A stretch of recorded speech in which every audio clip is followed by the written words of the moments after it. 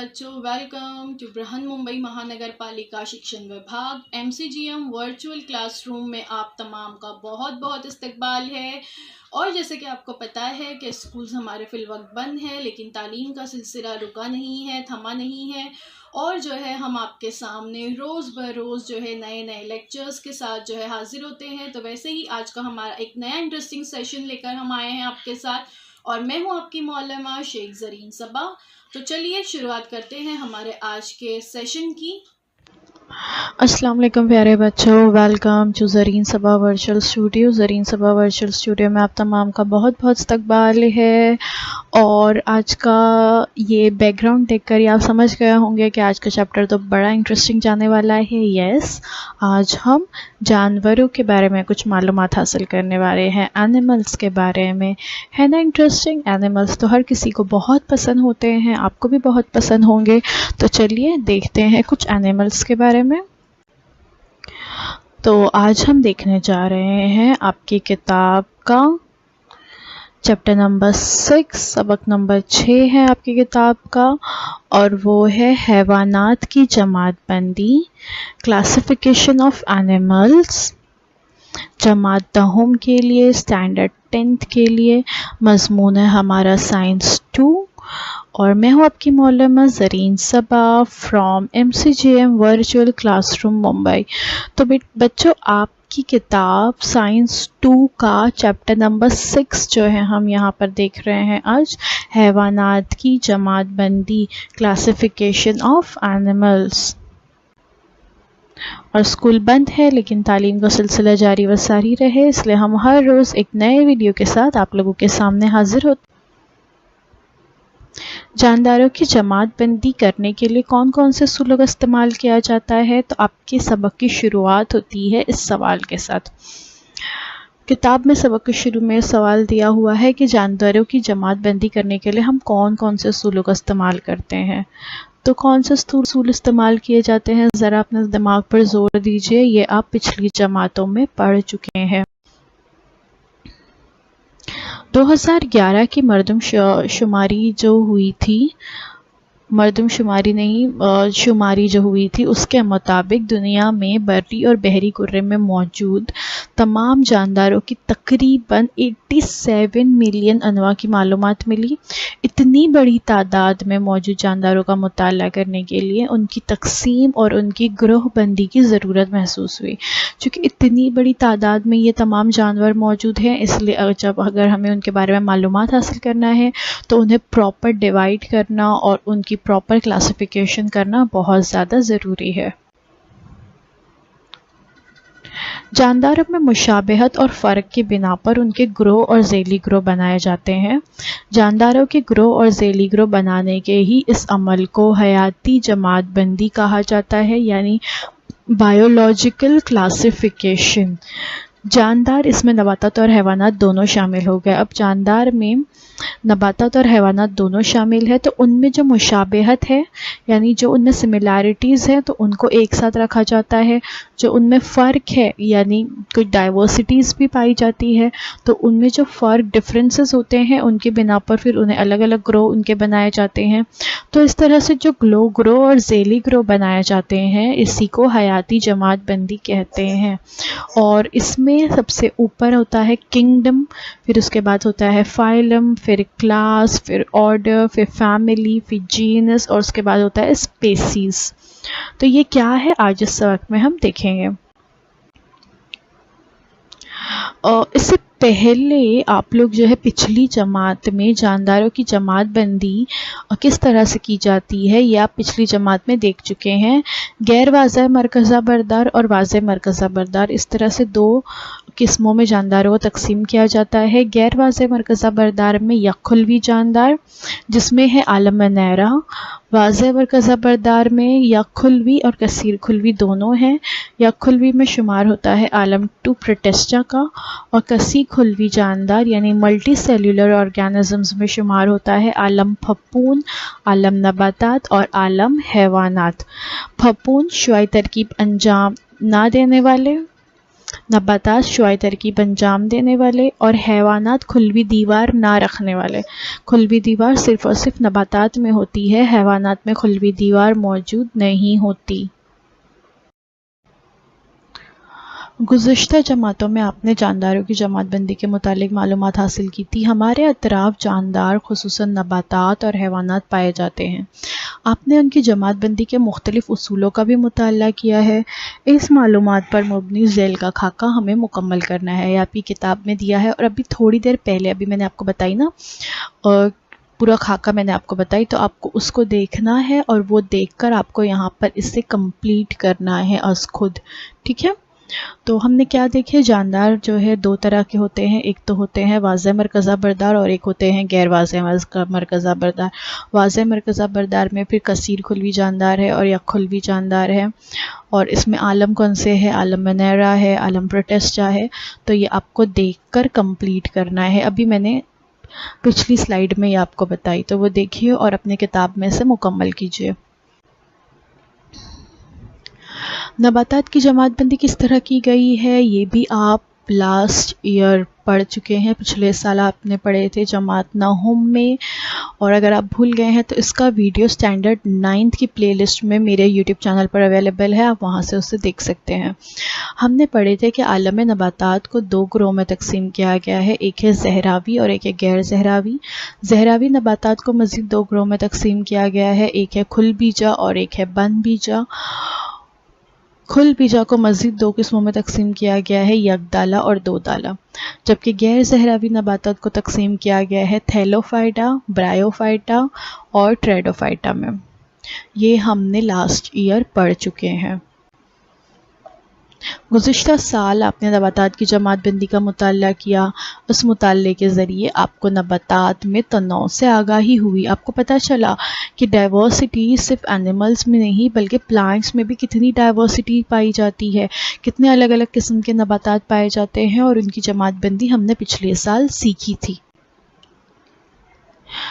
آپ اپنے اطراف مختلف قسم کے حیوانات دیکھتے ہوں گے، کچھ جاندار بہت چھوٹے ہوتے ہیں تو بعض جاندار بہت بڑے ہوتے ہیں، کچھ زمین پر رہتے ہیں تو کچھ پانی میں رہتے ہیں، کچھ حیوانات رینگتے ہیں تو کچھ حیوانات پانی میں تیرتے ہیں یا ہوا میں اڑتے ہیں، کچھ حیوانات کی جلد پر سفنے ہوتے ہیں تو کچھ حیوانات کی جلد پر پر یا بال پائے جاتے ہیں۔ اس طرح کے حیوانات میں بھی بہت زیادہ تنوع دکھائی دیتا ہے۔ حال کی معلومات کے مطابق زمین پر اندازاً 7 ملین قسم کے حیوانات کا اندازہ لگایا گیا ہے۔ اس میں سے ہر جماعت کا مطالعہ کرنا ممکن نہیں ہے، لیکن اگر حیوانات میں یکسانیت اور ان کے فرق پر منحصر گروہ اور ذیلی گروہ بنائے جائیں گے تو اس لاتعداد حیوانات کا مطالعہ کرنا بہت زیادہ آسان ہو جائے گا۔ اسی لیے حیوانات کی جماعت بندی کی ضرورت پیش آئی، کیونکہ ہم اپنے اطراف میں دیکھ لیجئے نا، نباتات جو ہم نے دیکھے کتنی اقسام کے ہیں، تو ویسے ہی حیوانات کتنی اقسام کے ہوتے ہیں۔ کچھ ہم دیکھتے ہیں کہ ہمارے اطراف میں کچھ پالتو ہے، کچھ جنگلی ہے، کچھ پانی میں رہتے ہیں، کچھ ہوا میں اڑتے ہیں، کچھ زیر زمین بھی پائے جاتے ہیں، کچھ درختوں پر رہتے ہیں، کچھ نباتات کی جو جڑیں ہیں ان میں پائے جاتے ہیں، کچھ نباتات کے تنوں پر نشو نما پاتے ہیں۔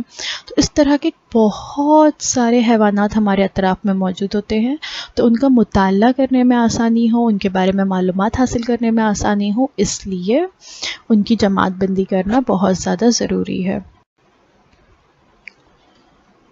تو اب دیکھتے ہیں حیوانات کی جماعت بندی کے بارے میں۔ حیوانات کی خصوصیت کی یکسانیت اور فرق پر مبنی حیوانات کے گروہ اور ذیلی گروہ تیار کرنا حیوانات کی جماعت بندی یا ان کی کلاسیفیکیشن کہلاتا ہے، اینیملز کلاسیفیکیشن کہلاتا ہے۔ ٹھیک ہے، تو آج ہم اس چیپٹر میں اینیمل کلاسیفیکیشن کے بارے میں ہی معلومات۔ حیوانات کی جماعت بندی کی تاریخ کیا ہے، پہلے یہ دیکھ لیتے ہیں، ہسٹری آف اینیمل کلاسیفیکیشن۔ مختلف ماہرین نے وقتاً فوقتاً حیوانات کی جماعت بندی کی کوشش کی ہے۔ یونانی فلسفی ارسطو نے سب سے پہلے حیوانات کی جماعت بندی کی تھی۔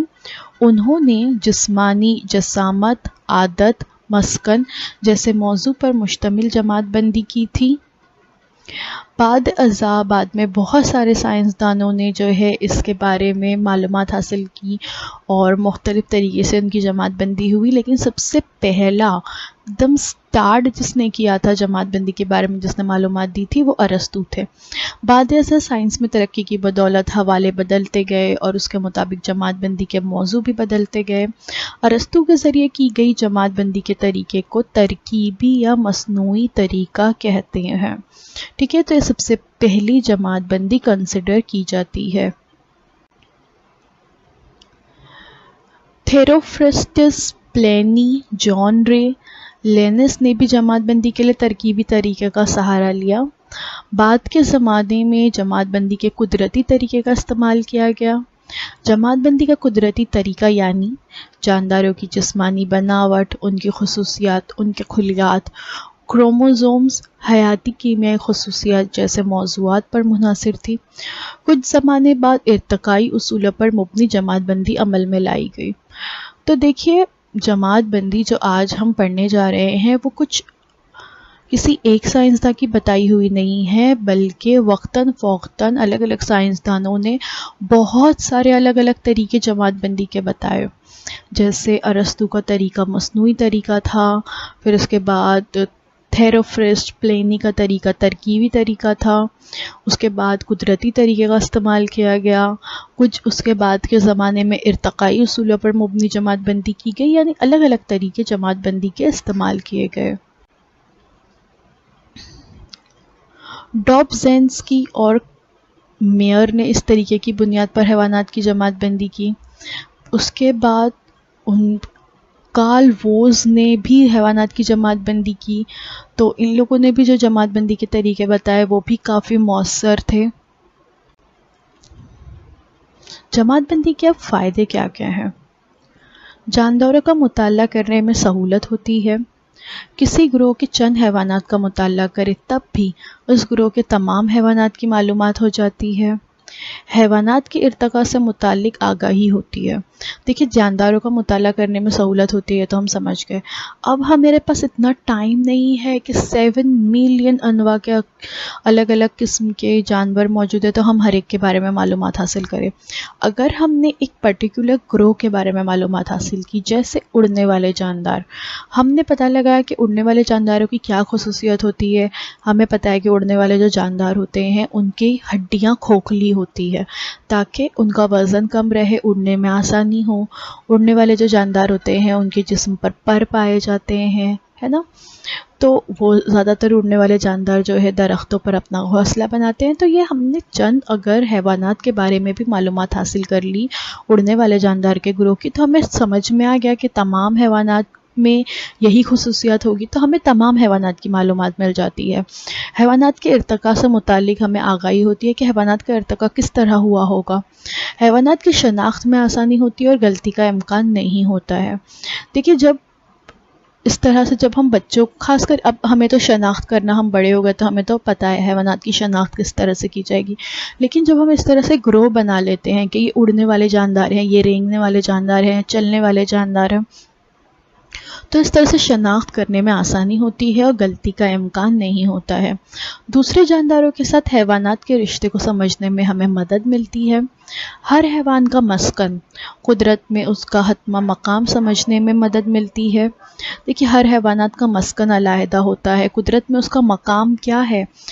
اللہ تعالیٰ نے کوئی بھی چیز، کوئی بھی جانور، حتیٰ کہ ایک چھوٹی سی چونٹی یا ایک چھوٹا سا بیکٹیریا جو ہمیں اپنی نارمل آنکھوں سے ہم دیکھ نہیں سکتے، بیجا نہیں بنایا ہے۔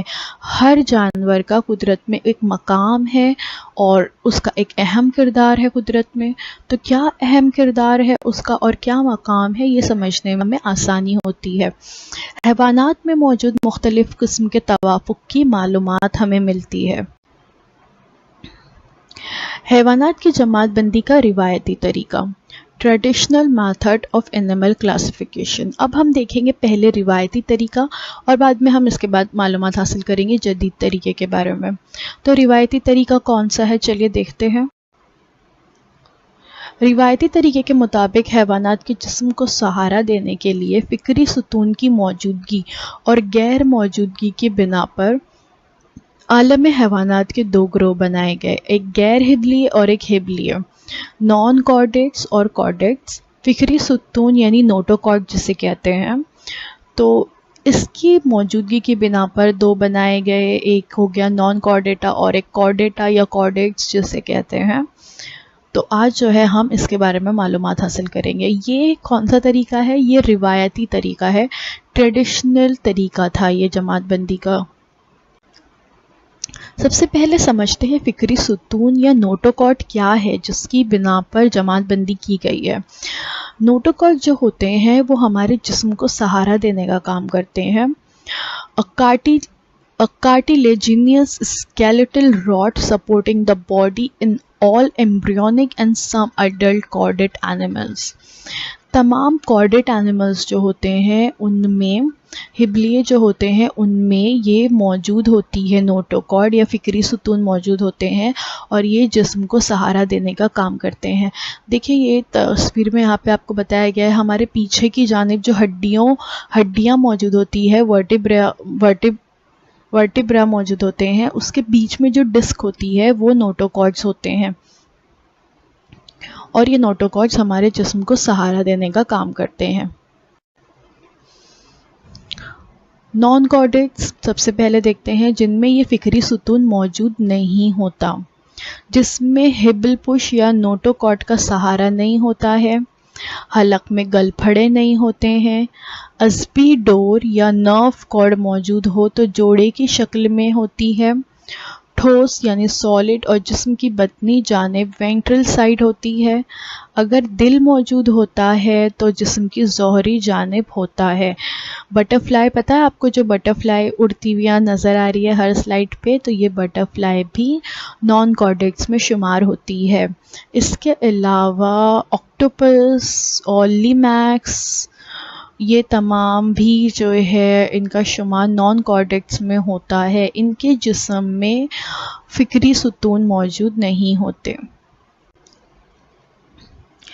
غیر ہبلیے حیوانات 10 گروہ یا فائلم میں تقسیم کیے گئے ہیں، اور کون کون سے ہیں وہ ہے پروٹوزوا، مسامدار جسم والے، پیریفیرا، استوانہ جسم والے، سنڈریا، چپٹے دودے والے، گول دودے والے، حلقے دار دودے والے، جوڑدار پیروں والے، ایرتھوپوڈا، نرم جسم والے، شوکادار جسم والے، اور نیم نخائی۔ تو یہاں پر کچھ اگزامپل تصویر میں آپ دیکھ سکتے ہو، یہاں پر نان کارڈیٹا کی بہت ساری اگزامپل بتائی گئی ہے۔ اوپر جو ہے فائرم پوریفیرا میں اسپونجز آپ دیکھ سکتے ہو، شوکادار جسم والے میں اسٹار فش بتائی گئی ہے، آپ دیکھ سکتے ہیں، ٹھیک ہے۔ تو یہاں پر مختلف قسم کے نان کارڈیٹا بتائے گئے ہیں، غیر ہبلیے جن میں فکری ستون موجود نہیں ہوتے، ٹھیک ہے۔ تو یہاں پر دیکھ سکتے ہیں آپ لوگ بٹر فلائی بھی نظر آ رہی ہے، بٹر فلائی کا شمار بھی نان کارڈیٹا میں ہوتا ہے۔ تو اس کو کتنے 10 گروہ فائلم میں تقسیم کیا گیا ہے؟ تقریباً 10 فائلم میں اس کو تقسیم کیا گیا ہے۔ اس کے بارے میں ہم زیادہ معلومات نہیں حاصل کریں گے، یہاں اس سبق میں اتنا سمجھنا ہی ضروری ہے کہ 10 فائلمز میں اس کو تقسیم کیا گیا ہے۔ اس کے بعد دیکھتے ہیں کارڈیٹس یا ہبلیے کے بارے میں۔ ہبلیے جو حیوانات ہیں ان کی خصوصیت دی گئی ہے، کیا خصوصیت ہے؟ جسم میں فکری ستون موجود ہوتا ہے، ٹھیک ہے۔ عصبی ڈور یہاں پہ آپ کو نظر آ رہی ہے، نوٹوکارڈ موجود ہوتا ہے، ان میں سانس لینے کے لیے گل پھڑے یا پھیپھڑے ہوتے ہیں۔ عصبی ڈور جو ہوتی ہے وہ جسم کی ظہری جانب ہوتی ہے، دل جسم کے بطنی جانب ہوتا ہے۔ عصبی ڈور جسم میں پیچھے کی جانب ہوگی، دل آگے کی جانب ہوگا، اور ان میں نوٹوکارڈ موجود ہوتا ہے، عصبی ڈور موجود ہوتی ہے، ٹھیک ہے۔ تو یہ سب سے اہم خصوصیت کیا ہے کہ اس میں فکری ستون موجود ہوگا، ان میں گل پھڑے موجود ہوتے ہیں، یہ 2 اہم خصوصیات ہیں۔ ہبل پش جسم کو سہارا دینے والی لمبی ڈوری جیسی ساخت ہے جو جسم کی ظہری جانب ہوتی ہے۔ حبل پشت کیا ہوتی ہے؟ یہ جو ہوتے ہیں یہ جسم کو سہارا دینے کے لیے موجود ہوتے ہیں اور لمبی ڈوری جیسی ساخت ہوتی ہے، اور یہ ہمارے جسم میں پیچھے کی جانب ہوتی ہے۔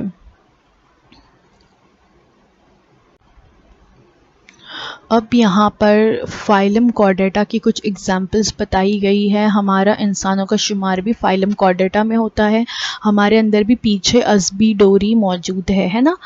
اور اس کے علاوہ شیر، ہاتھی، اڑنے والے جاندار، پانی میں رہنے والے مچھلیاں، مینڈک اور گلہری، ڈائناسورز، بندر، یہ تمام کا شمار بھی فائلم کارڈیٹا میں ہوتا ہے۔ سانپ کا شمار بھی فائلم کارڈیٹا میں ہی ہوگا۔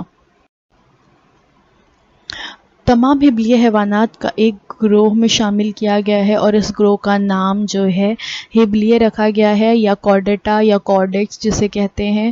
گروہ ہبلیے کی 3 قسمیں جو ہے ذیلی گروہ بنائے گئے ہیں۔ ایک ہے یورو کارڈیٹا، اور ایک ہے سیفلو کارڈیٹا، اور ایک ہے ورٹیبریٹا، جن میں ریڑھ کی ہڈی موجود ہوتی ہے۔